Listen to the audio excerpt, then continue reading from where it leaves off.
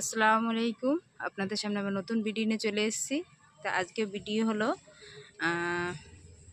লেদা পোকা থেকে শুরু করে পিঁপড়ে আর ছাদ বাগানে যা যা পোকামাকড় আক্রমণ করে তাই নিয়ে আলোচনা করব। সমস্ত প্রত্যেকের ঘরে থাকে, আর ভিডিওটা স্কিপ করবেন না। আর নিচে লিঙ্ক দেওয়া আছে, তাতে আপনারা দেখে নেবেন ভিডিওটা। আর পুরো ভিডিওটা আপনারা যদি ঠিকভাবে না বোঝেন, না দেখেন, তাহলে বুঝতে পারবেন না যে এসব প্রত্যেকের ঘরে কম বেশি থাকে।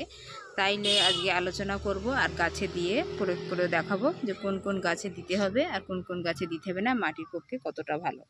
তা এই যে প্রত্যেকের ঘরে থাকে এটা হলো ফিলাইন। এই ফিলাইনটা হলো খুশবু খুব সুন্দর, এতে লেবু দেওয়া আছে, এতে ক্যালসিয়ামও সব কিছু। তা এই যে নিম পাতা দেওয়া আছে এতে, আর নিম পাতা লেবু সমস্ত সব মিক্স আছে। এতে দেখতেই পাচ্ছেন কি কি আছে। পিঁপড়ে আছে, মাছি, মশা, তেলাপোকা আর পাতপোকা। আর আপনাদের ওখানে কি বলে সেটাও আমাদের এখানে পাতপোকা বলে, সেটা কমেন্ট করে জানাবেন। মিলিবাগ থেকে শুরু করে লেদা পোকাতে শুরু করে সমস্ত সব কিছু এতে উপকারী জিনিস। আমাদের ঘরোয়া মেঝেতে যখন আমরা ঘর মুছি সেগুলো আমরা ইউজ করি। সেটা আপনি ছাদ বাগানে কোন কোন গাছে দিতে পারবেন, মাটিতে দিতে পারবেন সেটা। আর আপনি মাটিতে যদি দিতে থাকেন, পুরো মাটিটা যখন আপনি দেখবেন ছাদ বাগানের জন্য রেডি করছেন, সমস্ত খোল পচা পানি থেকে শুরু করে যা যা আপনি ছাদ বাগানে ব্যবহার করেন, আর যা যা এখানে আছে নিম খোলতে শুরু করে সমস্ত সব কিছুই আপনি সেই মাটিতে মিশাবেন। আর যেখানে আমি কাঠের গুঁড়োগুলো রেডি করে রেখেছি, তাতে আমি পরের ভিডিও দেখাবো কি কি দিতে হবে, আর দিয়ে সেটা আপনাদেরকে দেখাবো গাছ রোপণ করার সময়। আর এটা মাটিতে আপনি যখনই দেবেন, দিয়ে আপনি এটা 15 দিন পর সেই মাটি ব্যবহার করবেন, তাহলে আপনার সেটা আরও ভালো হবে। যা যা পোকামাকড় ওতে আছে সব মারা যাবে, তারপর গাছ আপনি রোপণ করতে পারবেন। তা আজকে আমি এই যে এখানে আছে এরকম প্রত্যেকের ঘরে আছে, আর এটাও তো পাওয়া যায় বাজারে। আর এটা থামসআপের বোতল নিয়ে, আর আপনি যে কোনো কিনেও নিতে পারেন। তা আমি কিনিনি, এটা আমি কিনে নিয়েছিলাম মাথাটা, এটা নিয়ে। আর এটা নিয়ে এখন ছাদ বাগানে কাজে লাগাবো। আর এখানে আছে কতটা এই পানিতে দিয়ে আপনি স্প্রে করবেন সেটাও দেখাবো। এইটাই ভরে কি কি গাছে দেবেন। আর সমস্ত গাছে এতে লাগে হলো বরবটি গাছে লেদা পোকা বেশি আক্রমণ করে, আর আছে আঙ্গুর গাছে। আর সমস্ত মাটিতে যেগুলো আপনি আছে মাটির গোড়ায় দেবেন না, গোড়ায় দিলে তখন গাছের ক্ষতি হতে পারে। আপনি মাটির অনেকটা 1 হাত 1.5 হাত হাতে হাতে আপনি গাছে দিতে পারবেন। যেখানে আপনার আক্রমণ করছে সেখানে আপনি দিতে পারেন একে ছবেদা গাছে দিতে পারেন, ছবেদা গাছেও ক্ষতি করে। তা এটা কতটা আপনি নেবেন সেটা আমি দেখাচ্ছি। এটা হলো 1 লিটার পানি। 1 লিটার পানির ভিতরে কতটা আমি দিয়ে এতে পুরো গাছে দেবো, স্প্রে করব, সেটাও দেখাচ্ছি। এখানে আপনি দেবেন 5 ml, 10 ml দেবেন না। যদি পুরোটা গাছে আপনি দিতে চান, 1 লিটার 10 ml দিতে গেলে 2 লিটার পানিতে আপনি দেবেন। তা আমি এখানে 1 লিটার পানিতে 5 ml দিচ্ছি। 5 ml এর একসানে গন্ধই অনেকটাই কাজে লাগবে।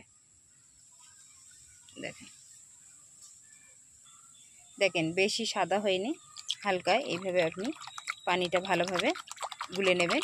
এই যে মশা মাছি থাকলে, যেরকম মাটিতে থাকলে গ্যাসের গন্ধায় চলে যায়, সেরকম আপনার গাছের ভিতরেও সমস্ত পোকামাকড়, জীবাণু সব কিছুই মারা যাবে, গাছ আপনার ক্ষতি হবে না। আমি আগে ট্রাই করে দেখিয়ে আপনাদেরকে দেখাচ্ছি।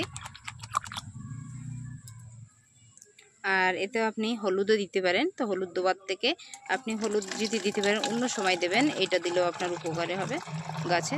আমি এটা পুরোটা ভরে নিয়ে সব স্প্রে করে দেখাচ্ছি। শ্যাম্পু দিতে পারেন, সেটার সমস্যা নেই। তো শ্যাম্পু দেওয়ার প্রয়োজন নেই, এটা দিলেও আপনার হবে।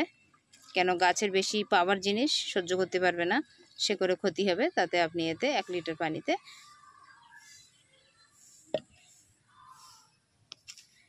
আপনি 5 ml দেবেন। এই যে দেখেন লেদা পোকা কীভাবে যাচ্ছে। আর এই আঙ্গুর গাছেতে পুরো আক্রমণ করেছে। এটা আপনারা আঙ্গুর গাছে এইভাবে স্প্রে করতে পারেন। তা আমি স্প্রে করে দেখাচ্ছি, খুব সহজ জিনিস। এইভাবে দিলে সমস্ত গ্যাস এই গন্ধই সবকটাই মারা যেতে পারে। শুধু দেবেন ডালে, পাতায় টাতায় দেওয়ার দরকার নেই, কেন যেখান থেকে এই যে ঘুরে বেড়াচ্ছে, বেয়ে বেড়াচ্ছে, যতটা ক্ষতি আপনার করে এই যে মাটিতে স্প্রে করবেন। দেখেন এইভাবে, আর এই গোড়া থেকে বেশি মাটিতে আক্রমণ করতে হলে সমস্ত গাছে দেখেন দিয়ে দিচ্ছি। খুব সহজ জিনিস, শুধু সমস্ত গাছে দিতে পারবেন। যেসব গাছে আপনার পোকামাকড় আক্রমণ করছে আপনি সেই সব গাছেই দেবেন। দেখেন